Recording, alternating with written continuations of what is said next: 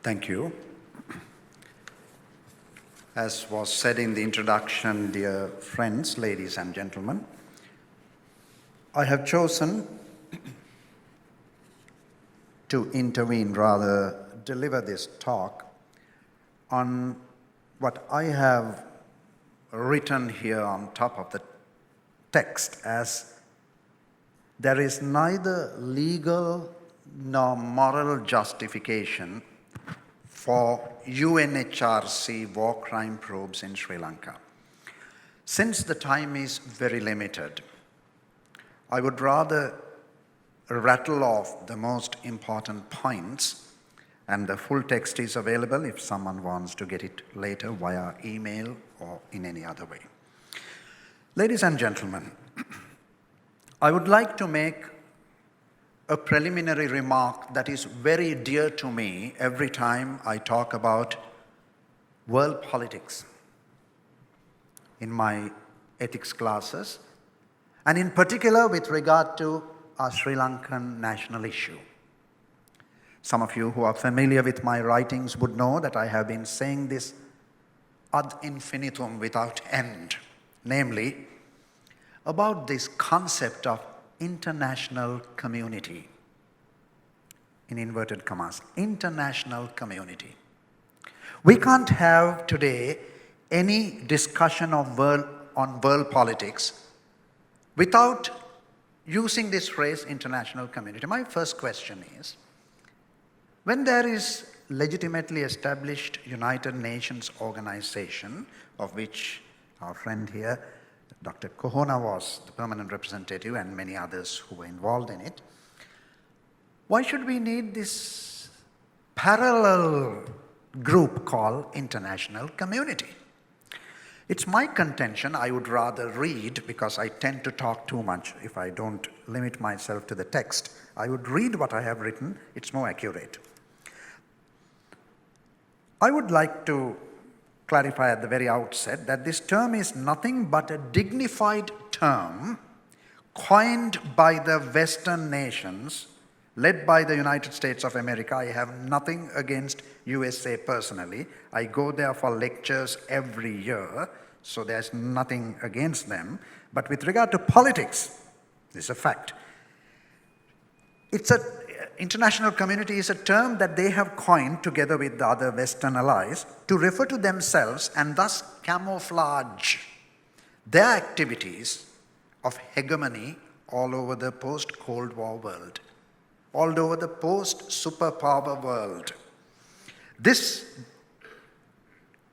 clarification or the description of mine as to what international community is substantiated by the fact, dear friends, in this international community, so-called international community, every time we hear on television or newspaper articles or wherever, even in learned erudite articles, international community has decided Sri Lanka should do this. International community has been willing to do this in Syria, Iraq, or wherever. Please tell me, who are the members of this international community and who has the clout? Will India or Nigeria, or for that matter Cuba or some other country be in that international community?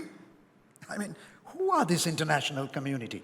And very often, I can't remember who it was, I think it was Ms. Rambukwala, who first said, or I don't know whether it was Natasha, someone said, we forget. We like to get confused. In Sinhalese, excuse me for using Sinhalese, as bandung. It's a sort of a just international community. So international community has, who is this international community? I want to take the bull by the horns, by its horns first.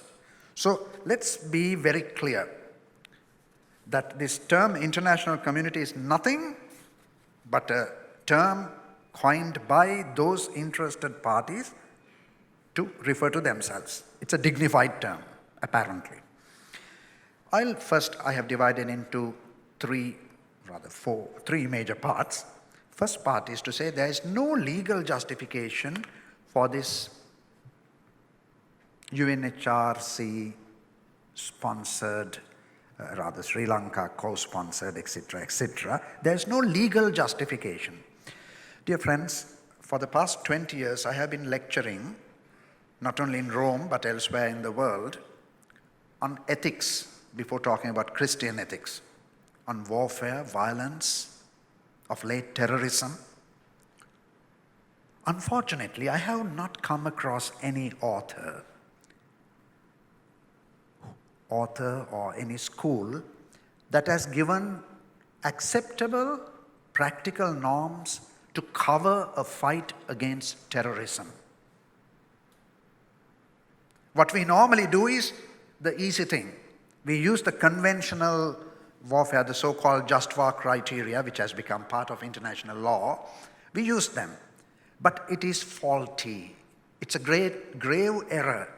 We are not talking about, so many of you spoke to me before this session began, and some of you who were involved in the war, and some of us who knew about it, we know a fight against terrorism is very different from a conventional war. So how can you apply the norms of a conventional war to a war against terrorism? Of course, you might say, where there is no norm, we have to use what is available, well and good. But then we have to be very cautious about it. Very cautious. Of course, I am one of those who insist, whether it is war against terrorism or war against anybody, we have to respect the basic human norm. The basic human norm means any civilized nation would agree not to do damage or kill non-combatant civilians, non-combatant immunity. So that's valid as far as possible. Even in the conventional just war doctrine, as most of you would know, there was this allowance made for collateral damage. So how come that when it comes to war against the most ruthless terrorist organization in the world, this is not what I say, it's what the FBI said long ago, if you remember. So how come that Sri Lanka is targeted as if we have violated an existing norm? Then I want to also say, I'm still in the section to point out that there is no legal justification. I want to say we are dealing exclusively here of an internal affair of a country. Now this has been also politicized. I don't know whether it was Natasha or Mr. Amukwella who said it. It's an internal affair of a country. Of course it has become external thanks to some of our politicians and thanks to the so many so-called refugees who went to other countries. But this is an internal affair. My second point with regard to establish that there is no legal justification is to say, how come that it is very good? I live half the year in Europe. In those countries, especially after that attack in Nice in France, even in Italy, Rome, where I live, strict security measures are implemented, and rightly so. Very often when I go by metro, I am frightened with all my big talk, as we were here.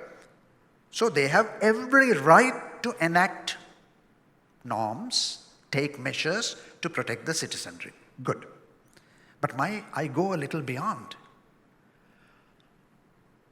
Every legitimate government, in other words, has a right and duty to protect its innocent civilians. So from the most ruthless terrorist organization in the world, when there was daily damage here to human life and to public property, the government or the governments during that period had that right and duty. I said, I'm going a little beyond. It was just the other day, I think was it in June or July, I can't remember, that report of Sir John Chilcot was out on British involvement in Iraq. This is not a Sri Lankan report or Mahinda Rajapaksa government report, because that's the way people are classified. Someone said, I think it was Natasha, that immediately when you say something, you are pro this one or pro that, anti that one.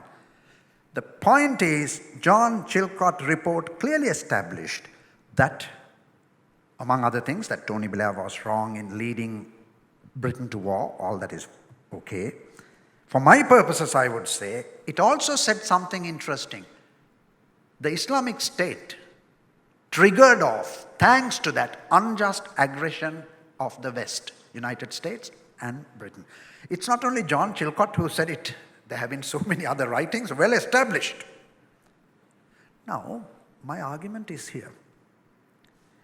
It's all right for those nations to get out of their territories, boundaries, and go and fight in other people's sovereign territories.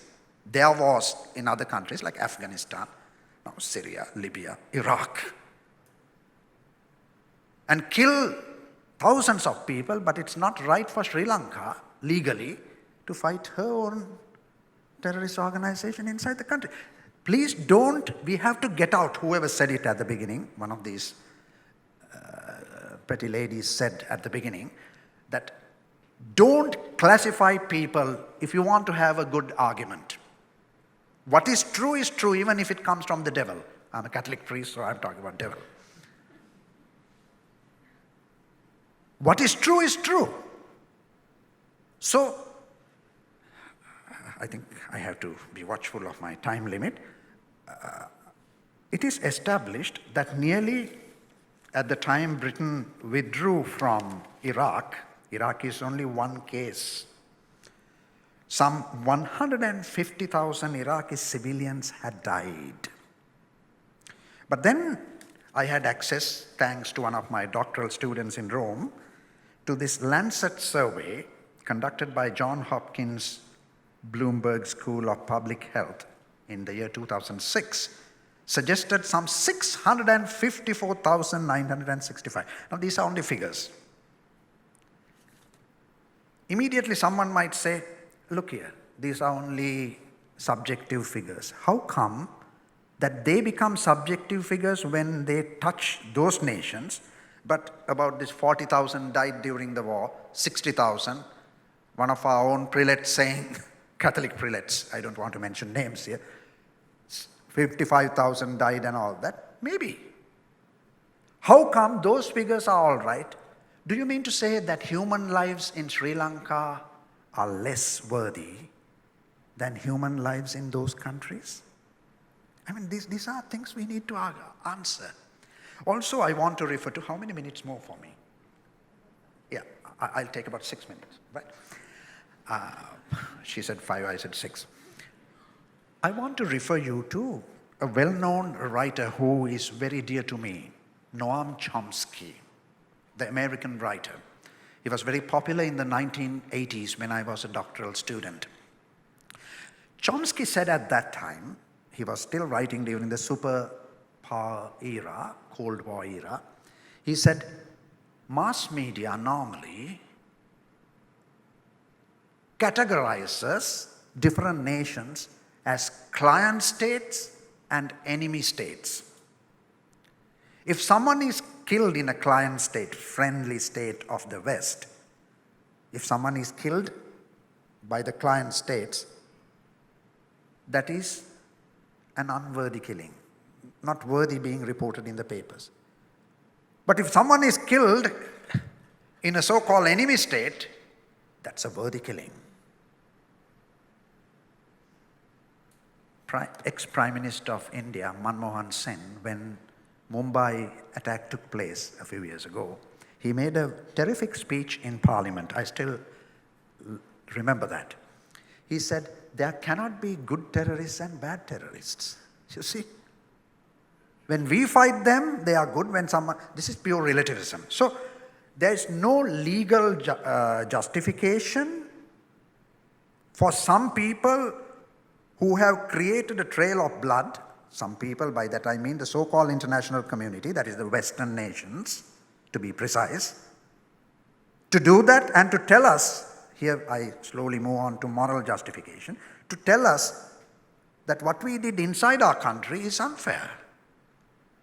It was just the other day, the new Prime Minister of Britain, Theresa May, said, let John Chilcott or any Chilcott say anything. We are not going to have any inquiry about British role in Iraq. Now, and the same was said by David Cameron in January this year, before this Brexit. Now my question is, for them, no inquiry. For something they did in someone else's country, there's a double violation here, taking human life and violating the sovereignty of other nations.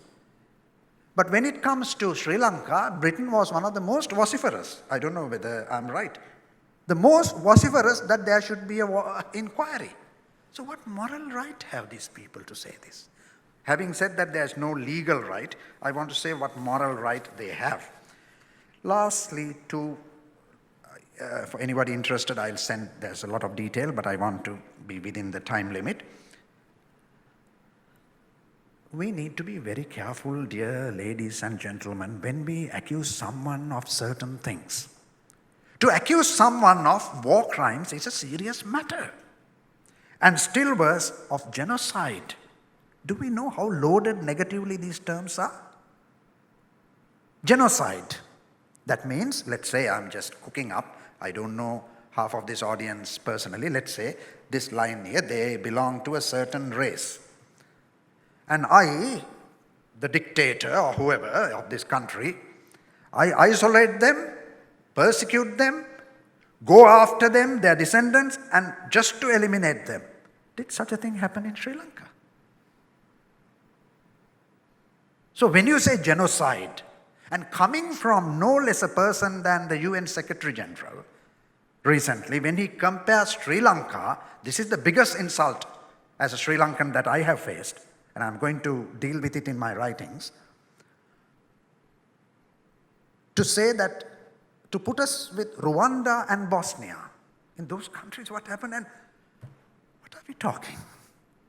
So, that's one. The other one is, Dr. Rajan Hool, the well-known intellectual, recently at his speech on celebrating the life of Alvapille Rajasingham, 22nd September, exactly a week ago, he referred to how the army separated during the last phase of war civilians and tried to save them, even the group that the LTT was keeping as human shields. So, how can you talk about genocide? How can you talk about... Let's be careful, therefore, when we use such terms. Last point I want to cover is the enigmatic role played by the present Sri Lankan government. First of all, I don't think any Sri Lankan government, whether MR government or MS Wickremesinghe government or any government in future, need to bend backwards as the present government has bent backwards. I mean, please correct me later. I will be clearing off in a little while, at least through a note. Any of you will be free to correct me. I'm making this statement. I don't think any nation which fought a terrorist organization within its own soil has later gone and co-sponsored a resolution. I mean,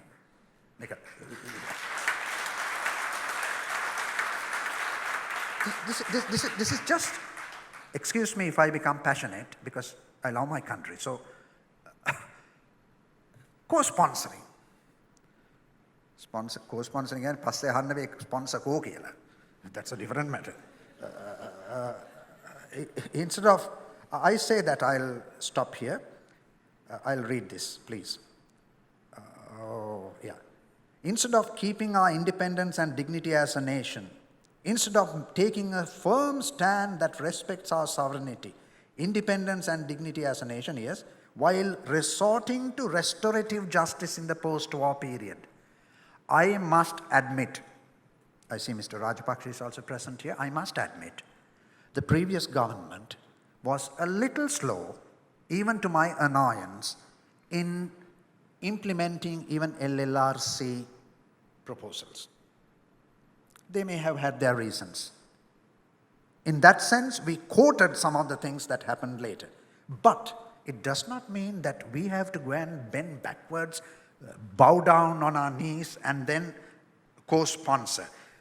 I will enumerate 4 reasons, 4 consequences of this co-sponsoring, and I will stop there. First of all, this co-sponsoring would imply that our own government, our own nation as a whole, has no confidence in our own judiciary. It can affect our integrity as a nation in the long run. Secondly, since the so-called international community, which is a term for Western nations, has been biased against Sri Lanka right from the start. You mention, you can ask questions later, you mention one moment when they were not biased against us. Since they were biased, when you have this hybrid court and all that they co-sponsored, can we expect a fair judgment, fair inquiry? Thirdly, this co-sponsoring of the Geneva Resolution is a voluntary submission of ourselves to be a colony in the new world order of neo-colonialism. Fourthly, will UNHRC resolution, now this is serious. I'm a Catholic priest. I'm one of those who is involved in promoting peace. Will UNHRC resolution promote peace, this co-sponsored resolution, will it promote peace in the long run, or will it renew our wounds and divide us further? What we need now is restorative justice, not retributive justice.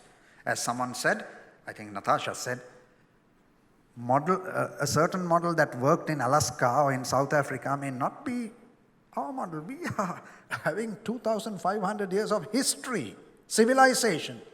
They need not tell us how to run our country. Last point there, last negative impact will be, this decision to co-sponsor may have one beneficiary, namely those who co-sponsored it. In the long run, their political stability may be assured. In the long run, they may be given financial and other aid. But what a price we as a nation have to pay. It is like, I'm not a married man, it's like giving my daughter for prostitution just to get certain favors. Thank you, and God bless you.